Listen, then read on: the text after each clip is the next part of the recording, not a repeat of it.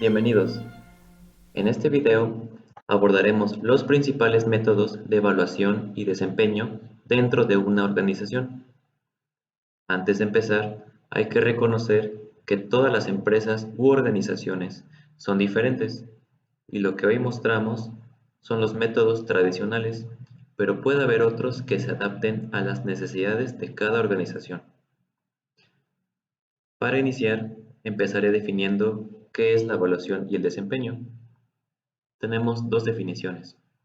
Según Chiavenato, es una apreciación sistemática de cómo se desempeña una persona en un puesto y de su potencial de desarrollo. En otra definición, según Flores Villalpando, nos dice que la evaluación del desempeño consiste en identificar, medir y mejorar el rendimiento de los trabajadores en una empresa. Siguiendo esta definición, identificar consiste en analizar el puesto de trabajo para establecer los indicadores que vamos a evaluar, al igual que las escalas. Medir, como dice la frase del principio, lo que no se puede medir no se puede mejorar. Se establece lo que vamos a medir y lo comparamos con el desempeño real del trabajador. Mejorar es el objetivo principal de cualquier sistema de evaluación. Se busca desarrollar el máximo potencial de la persona. La evaluación del desempeño es un medio que permite detectar problemas en la supervisión de personal y en la integración del empleado a la organización o al puesto que ocupa, así como discordancias, desaprovechamiento de empleados que tienen más potencial que el exigido por el puesto, problemas de motivación, entre otros. La evaluación, más que una cacería, es una oportunidad para desarrollar a la persona, siempre y cuando exista un compromiso tanto de la organización y de su jefe como de la persona para que así suceda. Mide el desempeño de las personas con factores ya definidos y graduados. Así, utiliza un cuestionario de doble entrada en el cual las líneas horizontales representan los factores de evaluación del desempeño y las columnas verticales los grados de variación de esos factores. Estos se seleccionan y escogen para definir las cualidades que se pretende evaluar en las personas.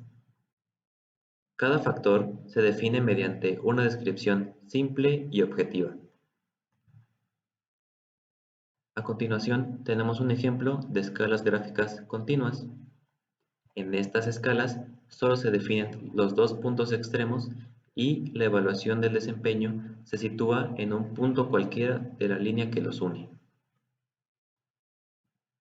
Aquí tenemos un ejemplo de escalas gráficas semicontinuas. El tratamiento es idéntico al de las escalas continuas, pero con la diferencia de que entre los puntos extremos de la escala se incluyen puntos intermedios para facilitar la evaluación. Por último, tenemos escalas gráficas discontinuas. En estas escalas ya se estableció y describió la posición de sus marcas. El evaluador tendrá que escoger una para valorar el desempeño. Método de calificación interna. Primero que nada, en lo que se tiene que hacer es enlistar a los subordinados que serán clasificados y luego se eliminan los nombres de aquellos a los que no se les conoce lo satisfactoriamente bien como para evaluarlos. Este método se utiliza principalmente para ver quién puede aspirar a un puesto más alto dependiendo de sus conocimientos.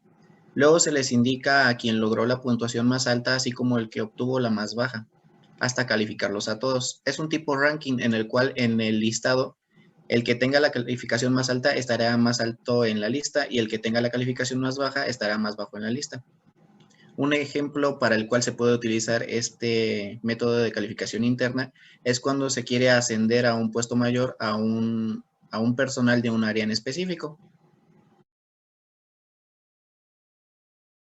Método de comparación por pares. Es un método de evaluación del desempeño que compara a los empleados de dos en dos. Se anota en la columna de la derecha al que es considerado mejor en relación con el desempeño. Con este método también se puede utilizar factores de evaluación. En tal caso, cada hoja del cuestionario es ocupada por un factor de evaluación del desempeño. A continuación, les presento una tabla de comparación de los empleados en cuanto a la productividad, destacando 4 empleados, siendo A, B, C y D. En el primer caso, tenemos una comparación del empleado A contra el empleado B, siendo el B el más destacado. En la segunda tenemos el empleado A contra el empleado D, siendo el empleado A el más destacado, el C y el D destacando el C, A y C destacando A, B y C destacando B, B y D destacando B, obteniendo una puntuación final para el empleado A 2 puntos, para el empleado B 3, para el empleado C 1 y para el empleado D de 0. Esto nos quiere decir que el mejor empleado en cuanto a la productividad sería el empleado B. Algunas de sus desventajas es que está sujeto a distorsiones por factores personales y acontecimientos recientes. La aplicación del sistema de comparación por pares solo se recomienda cuando los evaluadores no están en condiciones de utilizar otros métodos de evaluación más precisos. Es un proceso poco eficiente, como ya lo hemos comentado, y el uso es solo limitado a grupos pequeños y una sola clasificación de eficiencia laboral. ¿En qué consiste este método? Consiste en poder evaluar el desempeño de las personas por medio de frases que describan su desempeño individual. Generalmente se encuentra compuesto por bloques que contienen de 2 a 4 frases. Aquí, al aplicarse, el evaluador está obligado a escoger una de las respuestas previamente diseñadas. Estas respuestas tienen que elegirse así describa el desempeño más parecido a la persona evaluada. Generalmente suelen ser 2 respuestas positivas y 2 negativas.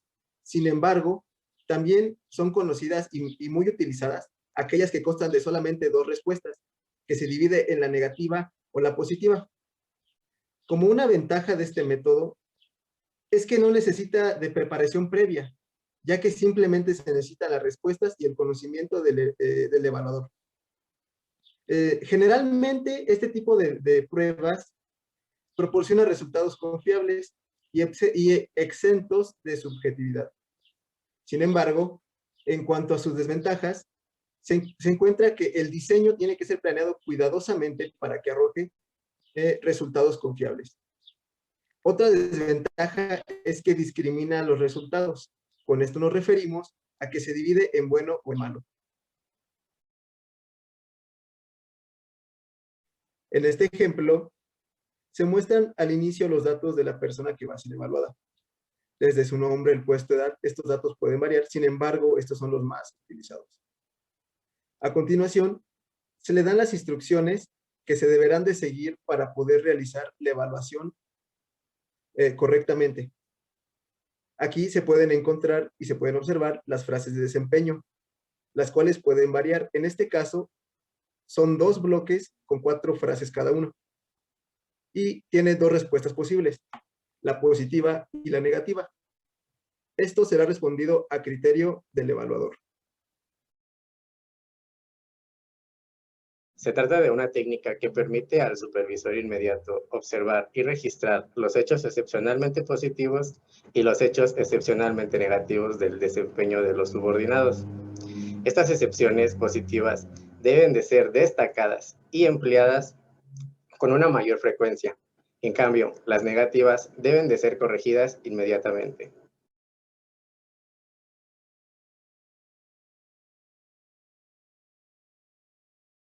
La evaluación de desempeño de 360 grados se refiere al contexto general que envuelve a cada persona. Es tratada de la evaluación hecha en forma circular por todos los elementos que tienen algún tipo de interacción con el evaluado. En ella participa el supervisor, los colegas y compañeros de trabajo, los subordinados, los clientes internos y los externos, los proveedores y todas las personas que giran alrededor de esa persona a evaluar. La evaluación de 360 grados ofrece condiciones para que el administrador se adapte y se ajuste a las muy distintas demandas que recibe en su contexto laboral y de sus diferentes asociados. Los pros de la evaluación del desempeño de 360 grados son los siguientes. El sistema es más amplio y las evaluaciones provienen de muchas perspectivas. La retroalimentación proporcionada por los compañeros de trabajo y terceros puede aumentar el desempeño personal del evaluado. Sus contras, en las cuales el sistema es administrativamente complejo porque debe combinar todas las evaluaciones. La retroalimentación puede intimidar al evaluado y provocar resentimientos. De igual forma, pueden involucrar evaluaciones diferentes y encontradas debido a los diversos puntos de vista. El sistema requiere de capacitación para poder funcionar debidamente. Y por último, las personas lo pueden tomar a juego o pueden coludir, haciendo evaluaciones incorrectas, generando una mala evaluación final. El método de escalas mixtas es una modificación del método de escala básica. En lugar de evaluar las características de una escala, se le dan al evaluador 3 descripciones específicas de cada característica, es decir, superior, promedio o inferior. Algunas de sus ventajas es que es fácil de comprender y tiene una aplicación relativamente sencilla. Puede ser aplicada a grandes cantidades de personas, pero sus desventajas pueden ser que el empleado tiene poca oportunidad de mejorar aspectos deficientes o de reforzarlos. Un ejemplo de esto puede ser al momento en el que el empleador quiere evaluar a sus subordinados, le puede hacer el tipo de preguntas como: ¿el empleado utiliza bien su criterio cuando enfrenta problemas y brinda alternativas funcionales? Ahí se le va a calificar con un más si es mayor a la expectativa, con un 0 si es igual o promedio y con un negativo en caso de que es menor a las expectativas planteadas por la empresa.